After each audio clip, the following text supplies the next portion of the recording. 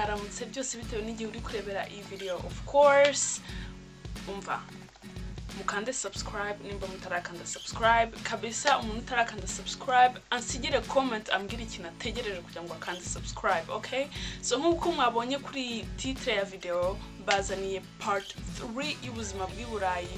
Mbaha part 1 na part 2 narabwiye ko atariko birangiriye ko nzagenda babwira nanone ubuzima bw'Iburayi ko bumeze buhoro buhoro. So mbazaniye part 3. Okay, kandi ndavuga mu Kinyarwanda, ndayikora mu Kinyarwanda kuko bantu banje ndashaka ko ari mwe mpa ubutumwa. Okay, so muri part 1 na part 2 y'ubuzima bw'Iburayi ni nkaho natwiraga abantu bataragera Iburayi cyangwa abantu bakiba mu bihugu by'aho twaturutse.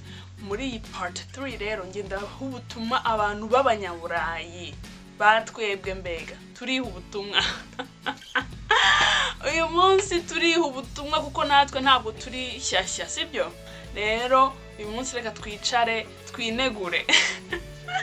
So ku bantu b'abanyaburayi bamaze igihe Iburayi, abatwebwe nyine, reka turebe ibintu dukora bitari byiza twikosore, sibyo?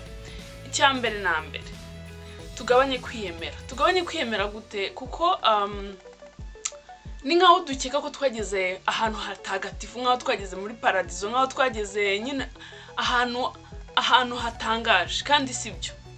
Turabizi neza ko atari byo. You know, between us we know the truth. Okay, tuzi neza ko hano turatesekanaho, sibyo?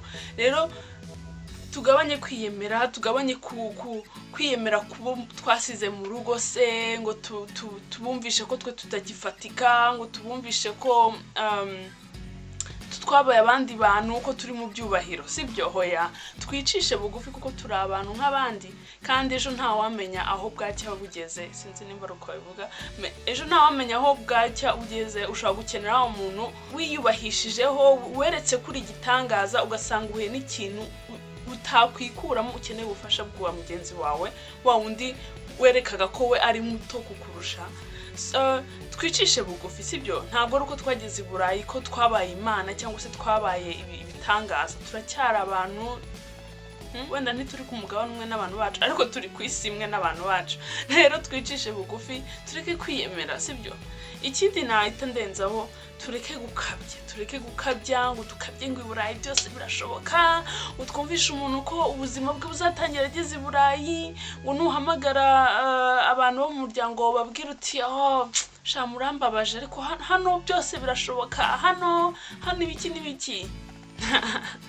Ngenzi abantu baje bakaza Iburayi bakavuga ati no, I can't do this, ntabwo ibi nabishobora, reka nisubire iwacu. Urumva, ntabwo Iburayi harema abantu bose, ntabwo abantu bose bahashobora, sibyo? Ntabwo ari ahantu unagomba kuba kugira ngo abone ibyishimo. Rero tujye tureka gukura iyo politike mu bantu ngo Iburayi ngo niho ubuzima butangira, niho byose bishobokera, mbega ilfo gupfa werageze Iburayi, sinzi.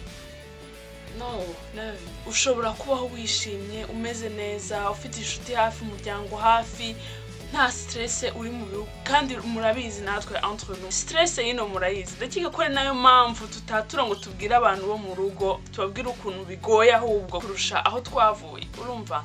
Rero tuvugisha ukuri, tureke ibinyoma, sibyo? Tubabwize ukuri, tureke gukabya. Ejo nuhamagara bene wanyu mu Rwanda cyangwa se sinzi igihugu bamo, ukabumvisha ko nta kintu bakwigezaho, ukabumvisha ko nta kintu bakora kereka bageze Iburayi, kuko ari cyo gihugu nyine. Oya, mujye mureka kuba kabiriza, kuko nawe aho wicaye ubu ngubu urabizi ko uri kubira icyuya, ko uri guteseka. Urabizi ko bagutegerejeho kuzishyura minervare ya tunkuza, urabizi ko bagutegerejeho kuzakora iki. Uri kumva iyo stress kuri, kuko ngo witwa ko wageze Iburayi.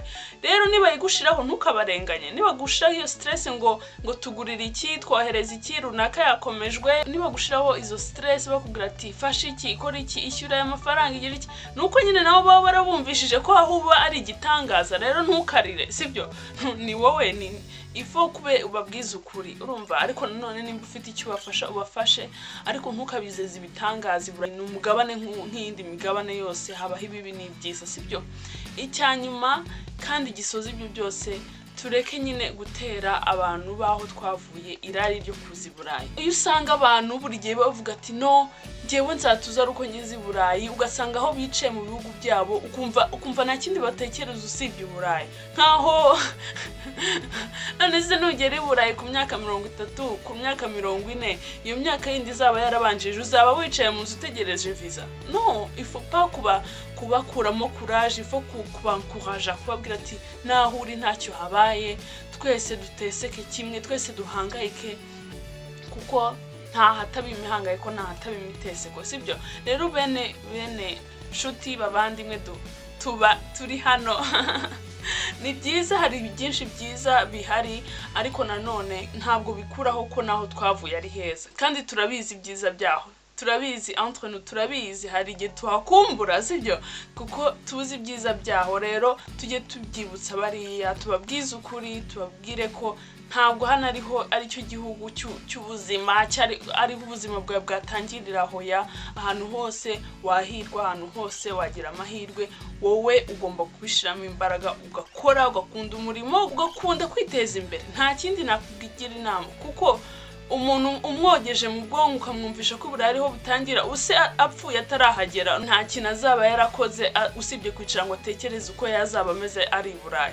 Kandi ibyo ntabwo ari byo dushaka. Niba ufite amahirwe yo kuba mu Rwanda cyangwa se mu kindi gihugu, niba ufite amahirwe yo kuba i Burayi, ayo mahirwe yakoreshe, hose wahagira amahirwe, hose wahagira ubuzima bwiza. Rero nizere ko isomo ritambutse. Nimba uri i Burayi cyangwa muri Amerika cyangwa mu bihugu byo hanze, mbwira uko ubitekerezaho, mbwira icyo wumva twahindura mu myitwarire yacu, kandi umbwire nimba wenda hari aho nabeshye cyangwa se narengeje urugero, mumbwire tuganire kuri ibi bintu, kuko ni ibintu abantu benshi bakunda kwibeshyaho. Kuko njye mbibona buri munsi abantu banyandikira bumva ko nageze ahantu hatangaje ibiki. Mumbwire twumva icyo twahindura ku myitwarire yacu, kuko ntabwo nkeka ko ari bo babyikura mu mutwe bakavuga ati runaka yageze aha ngaha nuko natwe hari ukuntu tuba twabitwayeho.